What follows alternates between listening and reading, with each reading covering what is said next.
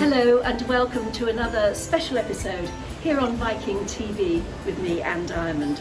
I'm on the Viking Star on a Hawaiian sojourn.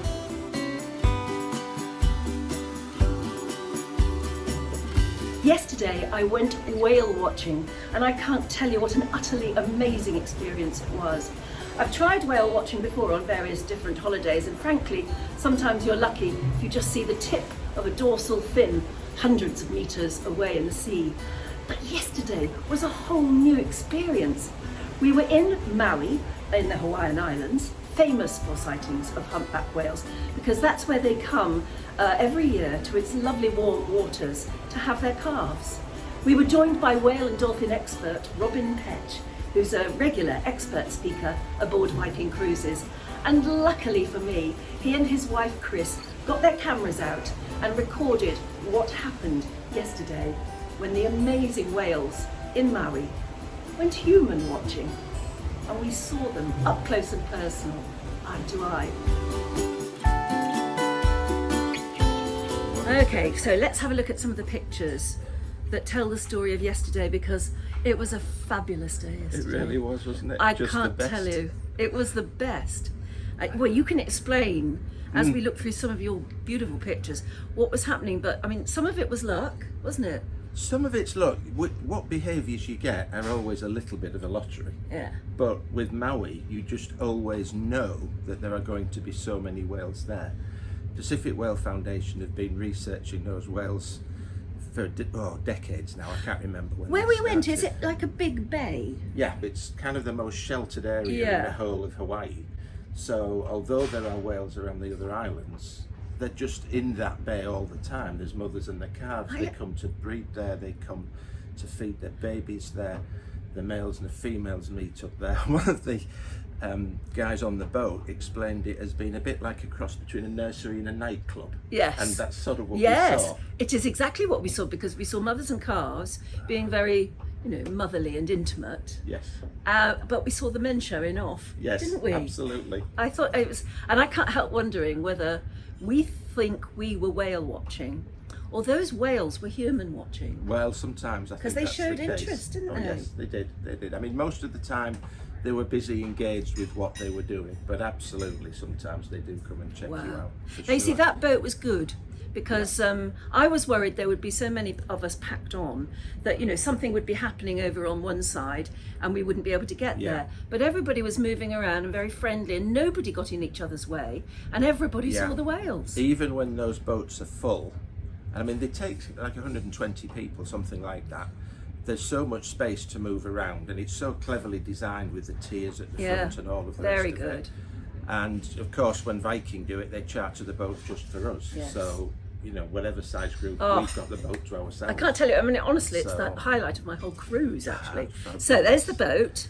Oh, and there's me and my sister on the there you are, boat. having a look. And again, that shows how much room there is to just walk around Yes. and see what needs to be seen. Yeah, so But it easy was to very get to good. the rail from where you're sitting, even when it gets a bit, I mean, obviously people gather in one place, Yeah. but there's always some space somewhere. No, it was to lovely. say. Another great advantage of these sorts of boats, catamaran design, they're quite fast. Yeah. But of course, they do keep the speed down. The boat is much faster than we saw because they won't do more than 15 knots for fear of colliding with the Well, whales. there are lots of regulations about yeah, that, aren't there? Yeah, very much so. And they need to it. Now- So there we go. I mean, right outside the harbour. I know. Could it be Straight any better? away, we saw a mother and calf. Do you know, I can't tell which is which. It's difficult on that one. It's the baby behind. Oh. So this is more. baby looks it looks bigger. bigger because you've got almost all the baby out of the water. Yeah. Whereas mum's just sort of resting. How can and you chilling, tell that so- yourself? Is it the So size well, of partly the fin. Yeah. That's a really tiny fin. It's not actually quite properly formed. They're a bit floppy when they're first born. Yeah. So in the first sort of 2 or 3 weeks, they've not sort of got a sort of strength to them. But it's also just much smaller, and just I can see from the length You can of the tell, back yes. there. I mean, that was such a thrill because that was almost straight away. Yeah, I've actually got a bit of video of that as well, which is cool. So see how big Yes, the mum is, the yes, whole you can length of see. the back. Yes. And she's just sort of like, and there's baby right Oh, up yeah. just ahead of her head. And baby will come up maybe 4 times to her one because they're not quite learning used how to to- breathe, yeah. basically. What are they actually doing? Are they just pootling around? They're just kind of resting at the moment between feeding. I mean, primarily what's happening is baby is feeding on her milk. Yeah. But they go through, short periods of rest. Baby is sort of, actually how floppy the tail is. Yes. The baby's just learning kind of How to does the swim and how to be baby there. get milk from its mother? There are two slits either side of the urinary genital slit in the centre of the back, lower part of the tailstock towards the back of the body. And there are two nipples in effect inside, but the baby doesn't suck like other mammals would. Mum basically squirts milk into baby's mouth. The baby can kind of curl its tongue a bit to make a bit of a tube. And it's really thick, really, really fatty milk. It's like consistency of cottage cheese, it's often described as. And that high fat milk is just squirted straight into baby. There we go. And how much milk will that baby feed per day? Because the mother isn't eating anything while she's Mum's here. eating nothing. Mum hasn't eaten since she was in Alaska. So she's travelled 2,500 miles, something like that, from Alaska to be there. And she's metabolising the fat. I'm not sure with the humpback actually exactly how much it is. I know it's something like a couple of 100 litres of milk a day or something like that. That's Blue astonishing. whales, I know it's about 400. So, And how I'd big have will to that check the baby exact grow number. before they set off again? It won't be a lot bigger, but it's going to double its weight and more before it goes up there. And then Mum will be starving by then. yeah, I'd say. I mean, she's using her body fat to create that milk for the baby. Wow. So it's a lot of milk. I think that's a different pair. I think from the fins. See the mum's fins slightly different. But you can see baby's just right in front of mum there. Yeah. So again, you get some idea of the size of the mother, and most of the baby is about there. Gosh. They're about a third the size. Yes. When Yeah. they're born, about a third That the size. just shows how big they are, though. Yeah. I mean, we saw that later. Oh, now, yes, that's an interesting one. And we saw quite a few whales do this. Yes. They raise their head. So this one's just Above kind of water. surfacing, and it's just come up to breathe. So you can see the splash guard around the blowhole. Well, it looks there. like two nostrils. It effectively is. All the baleen whales have a double blowhole. Toothed whales, like dolphins and sperm whale, for example, orca, have a single blowhole in the centre of the head and no splash guard. It's just sort of smooth. But with the baleen whales, they have a double blowhole, and it does look a bit like a nose. It does there. But in reverse. So Yes. they're kind of the nose part is acting like a splash guard, so the water kind of runs to the side of it as they dive. When you see them blow, are they just sort of clearing the airways? Yeah, Because it's they've been it's under. just a big exhale. Oh, I and the see. reason you see because spray, it feels like showing off. yeah, it's just spray because they have seawater is gathered around the blowholes. Yes. So when they breathe out, they're blasting that away. Yes. But also, like us, when we breathe out on a cold day, you see all the mist and the damp, and a lot of it is just the moisture. They have huge lungs, of course. So when they breathe out, it's a lot of. Well, and it looks spectacular. It does, and it sounds spectacular as well. And we heard some of that. Yes. As That's a part of wonderful. it. Oh, and that is a wonderful photograph. The tail lob. Yeah, sometimes described as tail lob, also peduncle lob. Sometimes the peduncle is the kind of rear part of the body that leads to the tail. So they sometimes use the word peduncle to describe that. And again, with most of the behaviours, we don't really know exactly why they're doing it, but it's But they sometimes do it a a lot. warning thing. It's a Sometimes specific it's thing. just competition and just look how strongly I can hit the water. I'm a tough guy kind of thing. Sometimes if a boat gets too close, it's a warning that you're too close. Keep away. Keep them away. Yeah. There could be lots of different. I know, but reasons it's that they do spectacular when you see it up It close. Sure is. I remember this moment. Yes. I mean, that is the classic shot. Yes. And to see it in front of you is Yeah. just wonderful. And I can open that up so we can actually see a whole sequence of. Yeah. And this whale's coming towards us, so its head's well down now. We saw the back arch a little bit. You see that it's all kind of raised now. The tail sweeps forwards, water streaming off. And it's absolutely Down it superb. goes. You were telling us all that the tail of a humpback, that's a good one, isn't it? Yeah, that's one of Chris's. The tail pictures. of a humpback is as special to that humpback as our fingerprints Absolutely, are to us. yeah. There's no two alike. No, there are not. And if you think about the whole size of the tail, to start with, there's almost infinite variations possible because it's a mixture of black and white, and on that area, no two are ever going to be the same. And so there's a genetic coloration to start with, and then on top of that, there's the damage that gets caused from time to time if they catch it on something. When they're hitting each other with it, we just saw the tails wafting in the air, They get little nicks and scratches, barnacles grow on them and detach, and so that affects the surface. And then that trailing edge also the jagged edge is unique.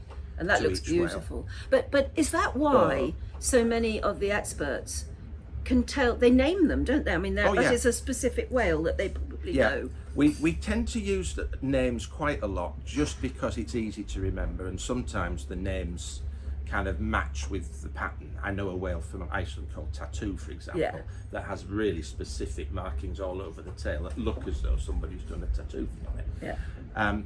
But in the catalogues and things, they're all coded. There's a code which gives you a clue to the date, and so it's actually a number, but nobody can remember that that's 67/25Y. But they'll know. But they'll know the name. When you say you know a whale called Tattoo, does that mean you've seen Tattoo several times? I've seen Tattoo a couple of times in Iceland, 2 or 3 times on different trips in the same year. That must feel but also wonderful. in the following. Oh, it's great when you see it. I mean, that's seeing an old friend, isn't it? It absolutely is. You see this again. That's just wonderful, that rolling wonderful over. shot. And that's called fluking. Yeah, fluking up, because these are the flukes of the tails. So they're often described as fluking. But I mean, it's basically just diving. But if the tail comes up, we refer to it it's that classic look. And with that one that Chris took there, it's not perfect from an ID point of view. You really want it absolutely flat with the sun shining on it. But you can already see the dark shapes here. It's mainly black in the middle, with relatively small white bits at the end. There's clusters of barnacles, and then that shape. And when they do that, are they going down for quite a while? They're going down deep. They'll normally, well, they could be down for as long as 15-20 minutes after a really fluke up dive. But actually, when they're on the breeding grounds, they tend not to dive for quite that long. When you see this on the feeding grounds, if the food's deep down, they're going down. Around Maui, they don't tend to stay down quite that long, but it's a deeper dive. They're definitely going to be down longer than they are when because I noticed yesterday that when you saw them do that, you said, give them a few minutes, they'll be up again. Exactly. And they were, so you know where, more or less where they've gone. Yeah.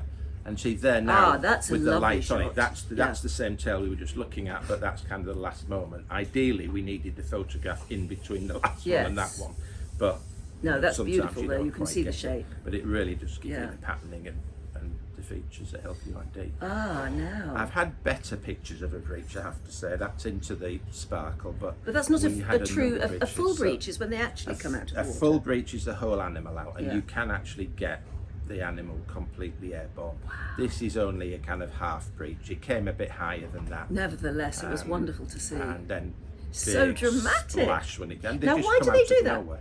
Do you know what? Like so many of these things, we can't really say for certain, but we think that it's partly showing off again that, I'm big and powerful, I can do this. Yeah. Sometimes it's pretty likely it is just for fun. Wouldn't you do that if you could?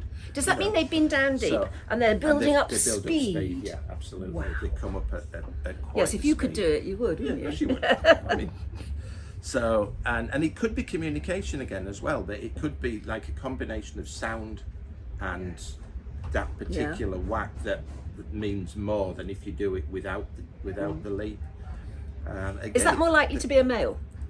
It could be either, frankly, and we've seen the babies doing this. I suppose they learn off their parents. Exactly, and that's part of sometimes what's happening. They teach the babies to breach. You can see them doing it, and sometimes you'll see a whale on the horizon breach, and then suddenly, immediately afterwards, 2 of the other whales will breach in different parts of the bay, which again is one of the things that leads us to this communication. That's a spectacular photograph. It reminds me what a lovely day it was when the sun came out and the glints on the water, and then the whales performing and then for we us. kept seeing this turquoise in the water. Yes, I saw that a lot. Now, what is that? That's the pectoral flipper.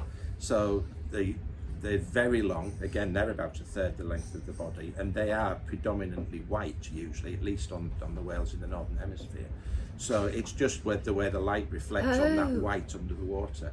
It's lovely, it's a flash of turquoise. It's really useful when you're trying to track where a whale is, particularly if you've got an even calmer sea. I mean, we had a pretty good sea, but if we had a really flat, smooth sea without the ripples, you can really pick that out at quite a distance, and you know when whales are coming towards you when you get your cameras ready. See the flash.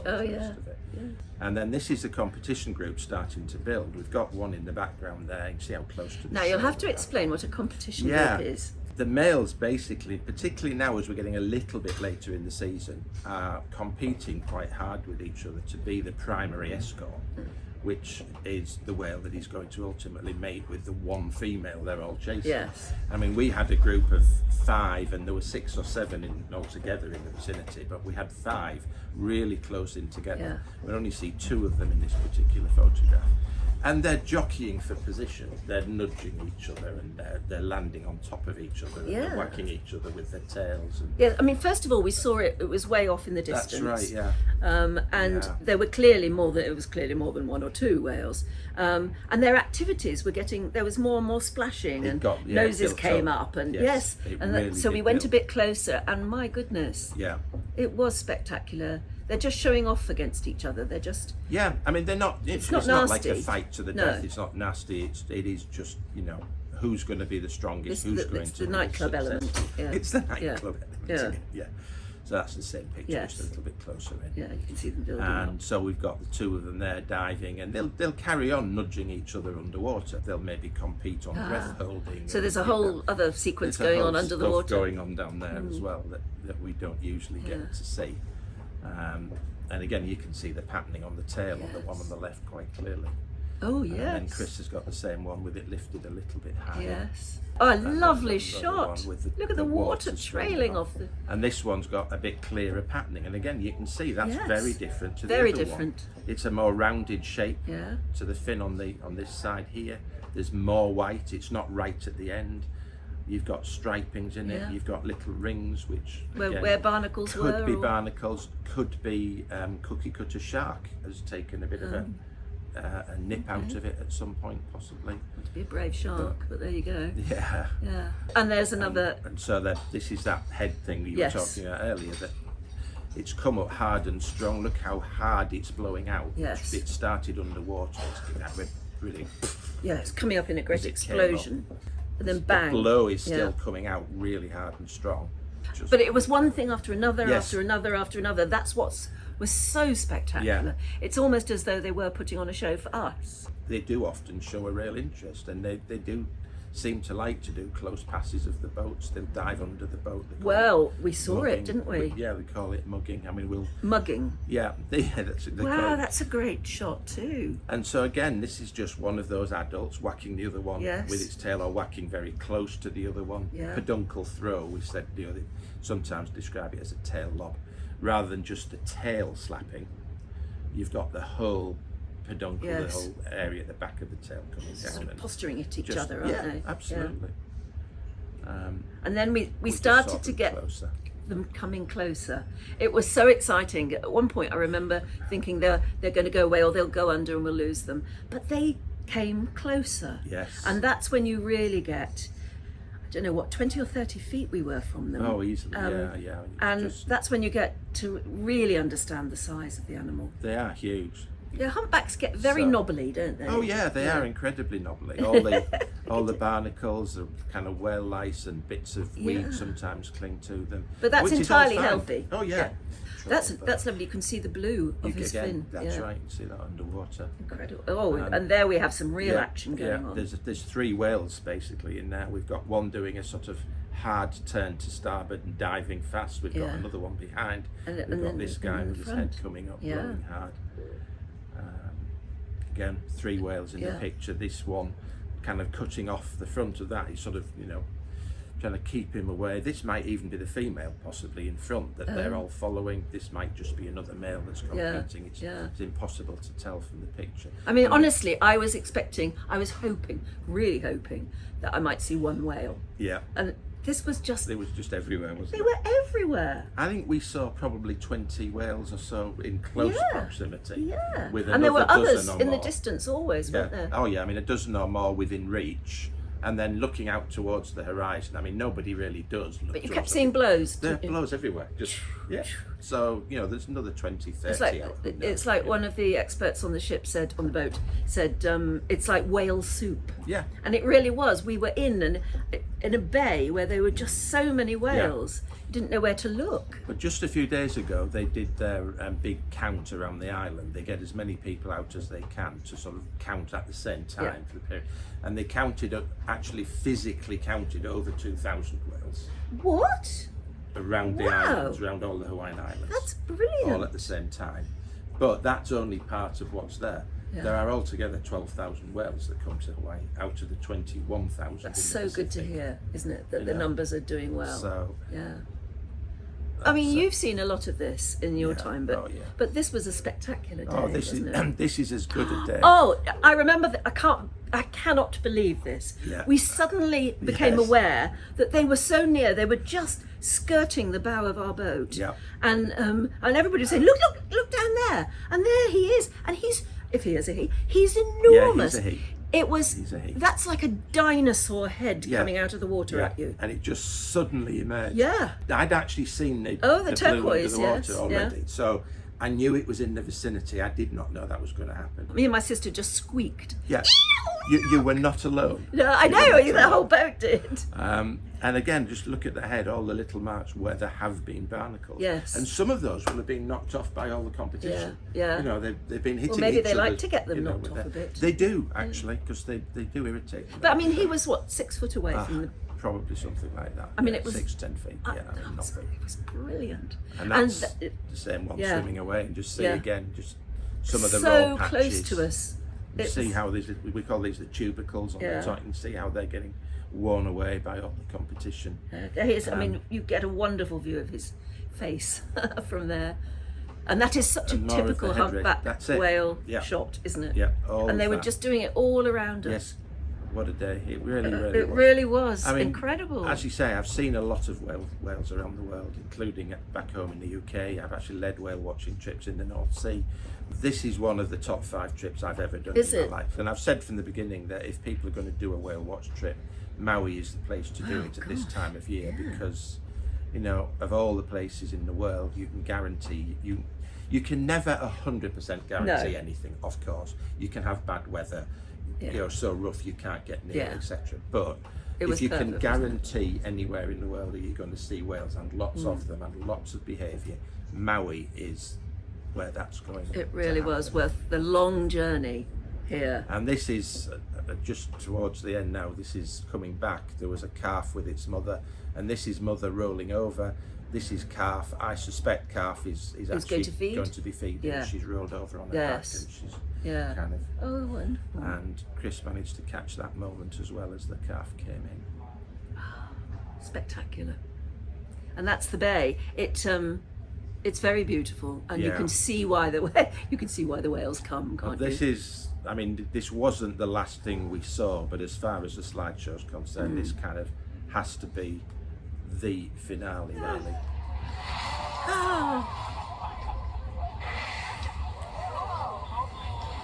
And of course the boat's not moving at this point.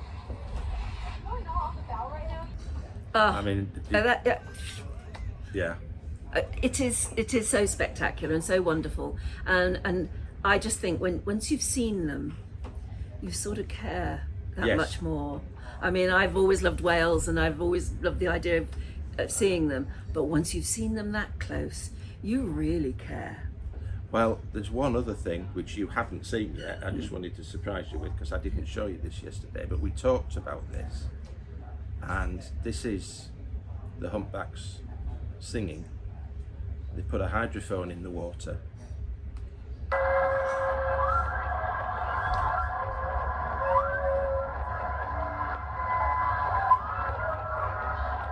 I mean, we sat on the boat and listened to this, didn't we? And you have tears in your eyes, really. I can't believe it. That's what's going on underwater. Yeah, all those whales around the bay. Those whales are singing. All of those whales around the bay are singing at each other. Singing at each other. Yeah. Just, again, another of the mysteries. It was always thought it was all about breeding. and maybe summoning females, but they sing on the feeding grounds, they sing when they're traveling. We think it's there's much more complex than just about attracting females. And to be on the boat and watch you lower the hydrophone down, and then switch it on, and you can actually hear what you can't hear most of the time. Yes. You can hear the whales talking to each other. I wonder what they're saying. So that's my day out with the whales. I can't tell you how it's very, very moving, isn't it? Well, when you know someone like me that does this so much, is so moved by it and has had such a good time, you've had a good time. No, crumbs. As I say, all the behaviours, so many whales, so close to the boat, and the boat was beautifully handled. I do want to say that. Just another shout to Pacific Whale Foundation, because I know sometimes, as a boat operator myself, people say, well, the dolphins are over there, why don't you go over there? So, well, because if we do, the other 8 boats will do the same thing. Yes, that's right. And by the end of the week, the dolphins will leave the bay and think it's too busy here, we're never coming back. No, he was very clever. He said, I'm going to go a little closer and then we'll shut the engines down. Because it would be silly to do anything else. And anyway, there are regulations. But he was doing it not just because there were regulations. He knew what he was doing. They get a trust. They build up a trust. Well, those whales wouldn't have come so close. No, they wouldn't. If they hadn't known that Absolutely. they could trust that boat not to do anything silly. And it's a really, really good model that Pacific Whale Foundation have developed, that as the experts in the research, because they're primarily a research organisation, a charity, but they realised that they could take people out and do the research while they took people out, and the one funds the other. Which is brilliant. brilliant. When you go out with Pacific Whale Foundation, pack whale as they call their promotional side of things, you're actually contributing to the research, and you're out there with the experts, who know these whales better than anyone, and that also showed wonderfully. What an experience. It was good, wasn't it? It was. It really, really was. That's brilliant. Thank you so much. That's exactly what I wanted. Very well. Yeah. That's lovely. And then if I can, you I go. really was. I really was very, very happy. I was just snuck so that one in. chuffed. She'd not seen that. So thrilled. Yeah, it couldn't was get good. over it. It was much more than having watched you lecture, and you say these are certain behaviours, and it's sort of academic. Yeah. But when you actually go out there and see them do it Yes. in front of you, it's such a thrill.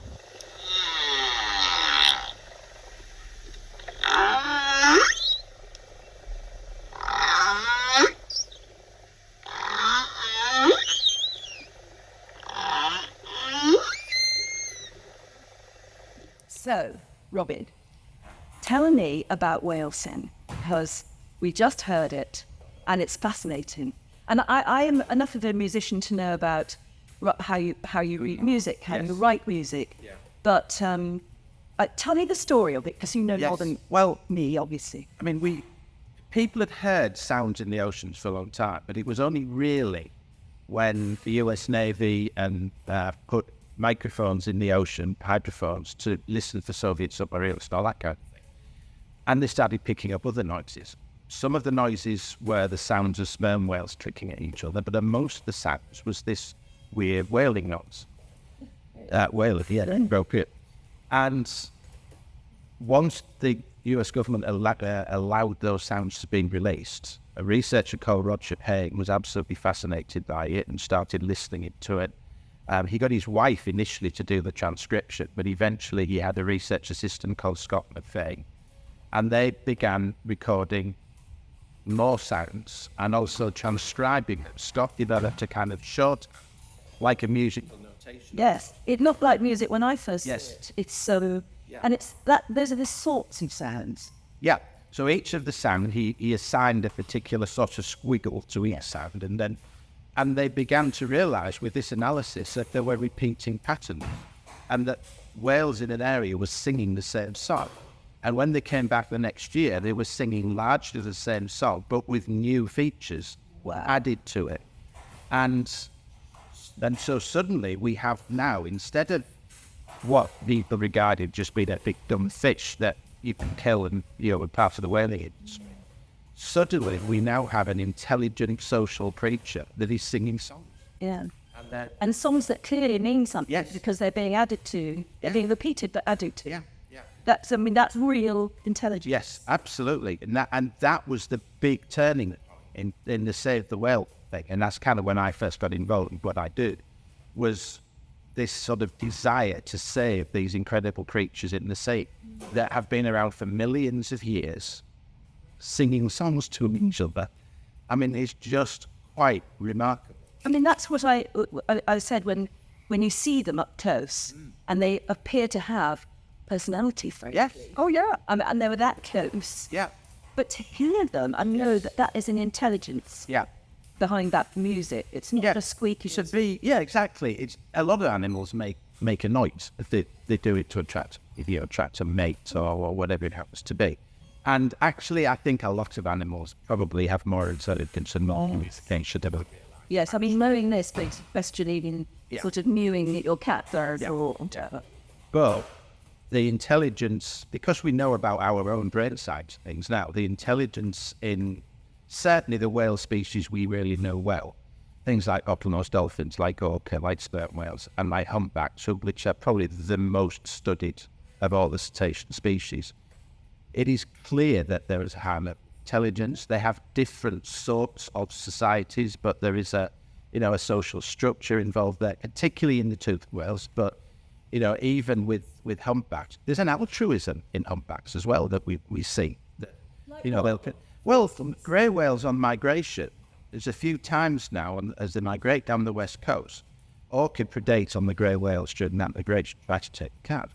Humpbacks have intervened, put themselves in harm's way between orca and grey whales to try to stop the orca attacking calves. And what we saw with the competition group, that head banging and all of that, and using the barnacles, using the power they do that to try and keep the orca out. Now, humpbacks are not immune from, being attacked by orca themselves. Their calves are. Maybe they're doing that in order to say, look, we are big, tough, strong. Don't mess with us. You might mess with grey whales, but you're not going to mess with us or else. But it could be that it's a genuine altruism, that they don't want to see that calf killed. So it started off, one particular film that counts, started off with 2 humpbacks putting themselves in harm's way, ended up with 15 or 16 humpbacks with however many orca it was, I can't remember, just trying to defend it. They didn't succeed, and the foreplay orca are incredibly intelligent pack hunters. But even when that grey whale baby was dead, they still tried to stop the orca from actually being able to eat it. They still carried on fighting to defend that. But you see, isn't that interesting? Because the minute you do learn and take on board the fact that there is an intelligence there, Yes. and personality, as was said, then why wouldn't they behave like that? Why wouldn't they look out for each other? Yeah. Why wouldn't they have probably more intelligence than we've ever had to Yeah. them? Yeah. And it all goes back to that song, hearing that song and recording. That was the game changer. That was the big game change. So Roger Payne actually ended up recording that and releasing it as an LP, back in the day. To the moon or something. It did. Scott's recordings and transcriptions, etc. Roger's work went onto the Voyager, onto the gold discs that they play, and so the Voyager 1 and 2, both are carrying that whale song. So if E.T. ever finds Voyager out there, he will know there is intelligent life on Earth, and it's humpbacks. Yeah, well, exactly. Yeah. Isn't it arrogant of us to think that we're the only intelligent species on Earth? Yeah, we manipulate. We've got opposable thumbs, undoubtedly high levels of intelligence, although when you look at the world, sometimes you doubt it. We may have come to an end. But, we can change the environment to suit us and so on. Humpback whales, dolphin, all of them, they've been around in their current form for 20, 30 million years, okay? Travelling our oceans, living in harmony with them, with brains that are kind of pound for pound at least as big as ours. They have to have bigger brains because of the bigger body. But if you start factoring in all the other things, and then you start analysing the actual makeup of their brains, you realise that they have all the features that make us intelligent, but in a bigger brain. Even these, I'm not a brain scientist, but, we talk. they said they couldn't be intelligent because humans have these things called spindle cells, which rapidly process information. Oh, look, whales have it too. You know, they've got a bigger neocortex than me. So if we're right about our brains, they have empathy. They understand the past and the present and the future. They've got social bonds, social structures, because that's what our neocortex does. Maybe they chose somewhere along the line that we don't want to build skyscrapers and civilizations. We just want to swim the oceans and be happy and sing. Yeah. And but it's interesting as well that they developed from, or they evolutionized from, a land-based mammal. Yes, yeah. So, I mean, life began in the ocean and sort of crawled out of the ocean and began to develop on land. But then 55 or so million years ago, some land creatures that were kind of, the best thing I can describe it as is a kind of wolf. It was even told them, just the term that the scientists use. And they fed in coastal waters and in streams and so on. And then successfully feeding in water led these creatures to be more and more in water. So over millions of years, new creatures evolved which were more adapted to the water, shorter legs that they could swim with, thicker tails they could paddle with, so on.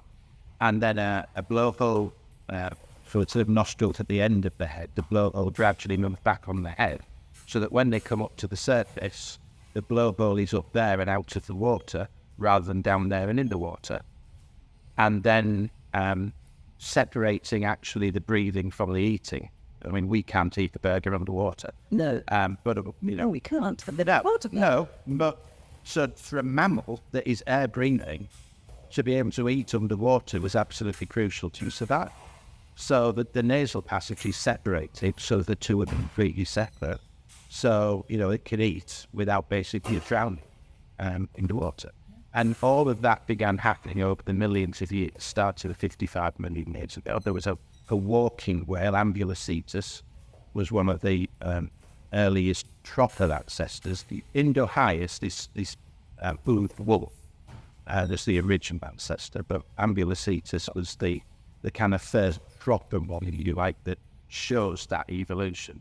And then gradually the legs turned into flippers, the back legs disappeared, the tails came out, and so on until somewhere 25, 30 million years ago we got our whales and dolphins. Isn't that amazing? And it's a thing that they've been swimming our oceans with all that intelligence, and going back to the singing thing, hearing all of that kind of brought that to ordinary people. Lots of people knew that other stuff, but suddenly this was something that was literally marketable. Roger actually released it on the set, as you say, went into space, and people all over the world started saying, wow, you've got to save these animals.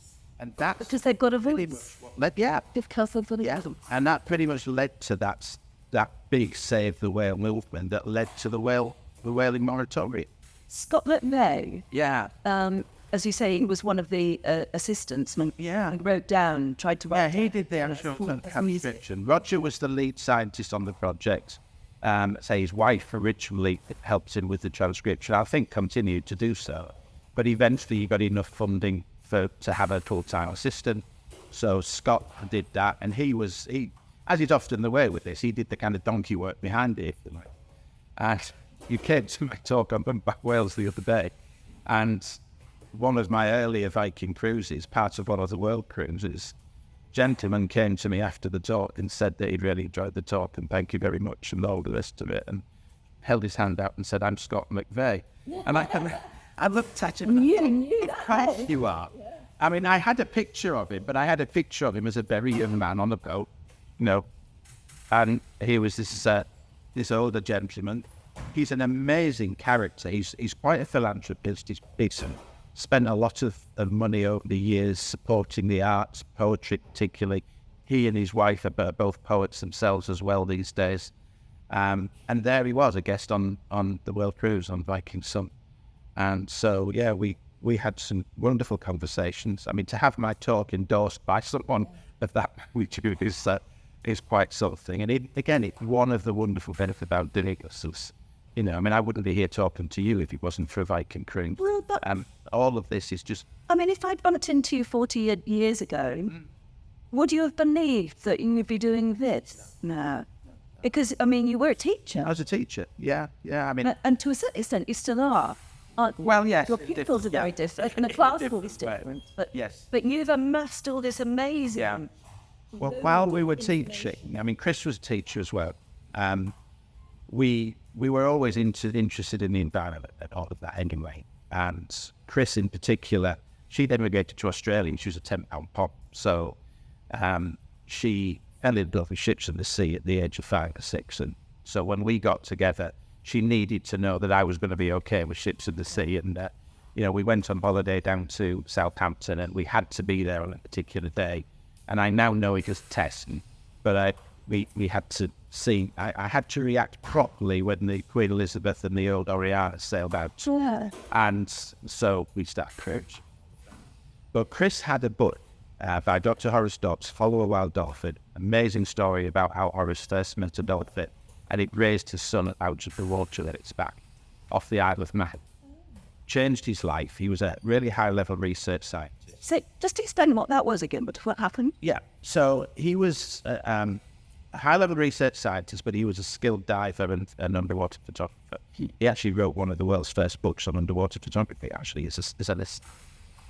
And he went to a dive site in the Isle of Man in 1974, I think it was, roughly, and met this solitary wild dolphin, which had just appeared there, was interacting with swimmers and divers. He thought, here's a great chance to get some nice pictures. So when he went the second time, he took his son with him. His son was swimming there, and the dolphin was really interested. It actually came up to him, raised him up out of the water, so he was sitting on the dolphin's head. And Horace watched his son being carried across the bay, like the story of Ariel and the dolphin from Greek times. And the dolphin then brought Ashley back, he popped in next to the boat. Wow. Horace then decided that he was basically, rather than taking on a new science job, he was about to have his department closed down and move on to a new project. And he decided that he was going to use his skills as a photographer, filmmaker. He made the BBC's first ever underwater film on Neptune League. Neptune stayed way back in. And so he set up International Dolphin Watch and began this work. Chris and I moved to North Ferriby, and within a month or so of being there, she saw that he was giving a talk at the village hall. She said, this guy would come now. And we went along, volunteered to help with the work he did, discovered he lived in the same village. No. Yeah, I mean, just 10 minutes walk, not even that. And we just became such close friends. And we became education directors for the charity. We set up projects. And all this while we were both still teaching. And it was the teaching link that made us the education directors for it. We set up children's groups. That led to me then being picked up by Sea-Watch Foundation when we were doing some work. Became a regional coordinator for the charity, then a trustee, then chair of trustees, and now I'm the ambassador. Because I don't want to sit in the committee meetings anymore. No. So I travel the world and talk about the great work that the charity does. And so it all basically started from Chris having that little book, with telling that story and actually meeting up with him, and then just, other meetings. And then everything starting to make sense. Yeah. And I decided, with the stress of my work, because I was a head teacher by the end of my career, 2014, it was all getting a bit tough and a bit much. I planned to work for another 3 or 4 years. So, you know what? The charity, there's loads of things I can do. Money might be a bit tight, but we'll find a way. And so I resigned at the end of 2014 to do work primarily for the charity. Mm. And at the beginning of 2015, I got my first ocean contract with a different cruise line, which no longer exists. And in 2015, I heard about, in 2016, got my first contract with Viking on this very ship, on Viking Star, the first transatlantic from Bergen, going up to Iceland, Greenland, all the Meadow, and into Montreal.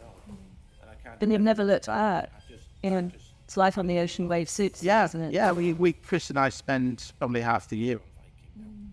You sort of live in the front of the Explorers Lounge. Yes. And you're always on the lookout for anything that you can see out there.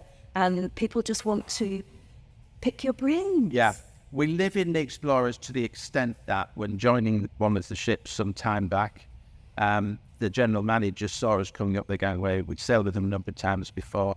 And as everybody's coming up the gangway, he said, "Oh, Robin, I just wanted to let you know, the ship's really full, so we sold your stateroom to somebody else. We've just put a hammock in the Explorer's Lounge." And he's like, "Oh, right."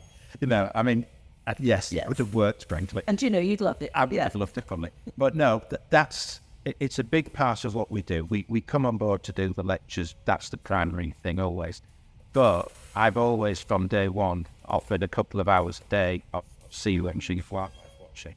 Sometimes there's nothing to see. Sometimes you do just open sea. So, we chat. I do questions and answers. We can talk about, whales and dolphins, marine conservation, have feedback from the last talks. Just give people to ask all of those questions they want to, and people do enjoy it. Sea days are wonderful. It's a great chance to relax, to watch the sea go by, to read. There is so much going on around the ship. But what I like to do is engage people with the ocean, with the voyage. Yeah. And again, that is what Viking's all about. It's about the destination and the voyage and the experience. So, if you do a Mediterranean cruise, it's a quarter every day. It's all about the history and the culture and all of that. And that's what the lectures are focused on. Yeah, but your busy time is very often coming into port. Yes. Or leaving. It does work, yeah. Right. Often, unfortunately, it can be dark, obviously, depending on how you are. So yes, it is often a really, really busy time. But during the day, people know that for 2 hours, because they're in the Viking daily, they know for 2 hours they can code. Yeah. If there's anything to be seen, I will be pointing it out, and I'm more likely to spot things. But I can sort of give people a little bit of basic training in how to look and what to look for and make it more likely they will notice something. Simple little things like flying fish. There are so Yeah. Oh, they're lovely to see. Yeah, but so many people never see them. Yeah. They've cruised a dozen times. I've never seen a flying fish. I take them out on the deck there for 10, 15 minutes, and there they are. Yeah. And the sense of wonder. We've been talking about humpback whales. Flying fish. Oh, they're wonderful. Yeah. And then, if you're in the right place, you've then got maybe some boobies flying with the ship and just riding the air current. So graceful, like our gannets back home, just very, very similar. And then they just suddenly swoop down and snatch a fly fish before it goes back in. Oh, I know. It's a moment.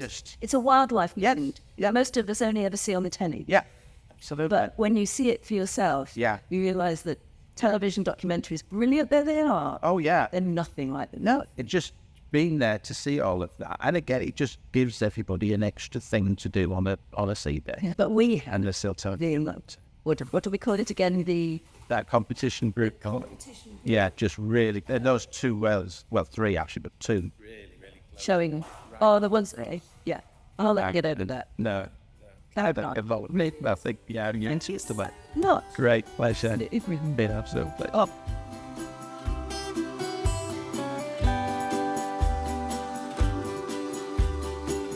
Robin is a very strong believer in what they call citizen science, how we can all play a part in furthering research and particularly protecting whales and dolphins. He's an ambassador for Sea-Watch, which does just that, and he implores us all to get involved if we possibly can. I do hope you enjoyed it as much as I did. Those amazing whales. Until I'm back with you again, do keep well and goodbye.